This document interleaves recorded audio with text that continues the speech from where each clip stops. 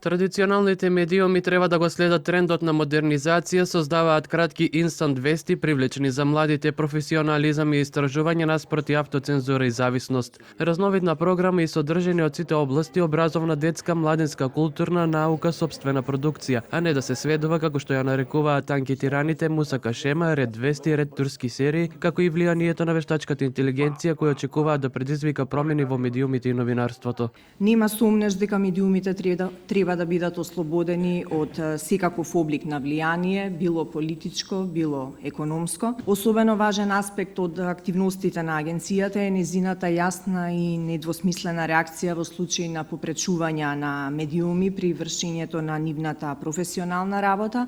Македонскиот институт за медиуми ги презентира своите наоди од финалното истражување кој се однесува на состојбите и трендовите во медиумската сфера, перцепциите на граѓаните и на медиумските професионалци за перспективите на новинарството и на медиумите во земјава.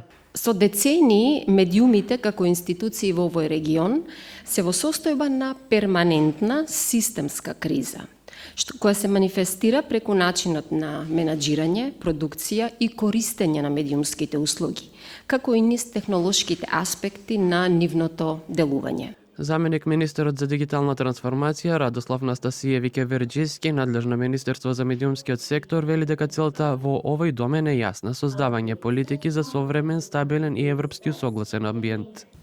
Верувам дека степенот на демократијата во едно општество се мери преку степенот на слободата на медиумите.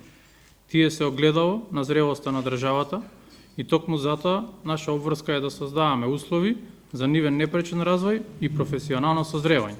Марија Канелопулу, која што го раководи секторот во делегацијата на Европската Унија, објави дека пред околу 3 недели Европската Унија заедно со Министерството за дигитална трансформација е почнат проект битен за реформирање на медиумскиот сектор. Европската Унија ќе ги потпомогне националните чинители да изработат стратегија за развојот на медиумата. Анализата на МИМ е спроведена во две фази: квантитативно истражување, како и мислењето на граѓаните, потенцира Весна Никодиновска, авторка на истражувањето. Граѓаните сметаат дека медиумите не ја исполнуваат целосно улогата што треба да имаат во едно демократско општество, односно тоа е да ја информираат публиката на професионален начин, да овозможуваат простор за дебата и да представуваат контролор на власта. Иднината на медиумите и иднината на демократијата е дел од регионалниот проект Нашите медиуми, што се имплементира во период од 2023 до 2025 година со поддршка од Европската Унија.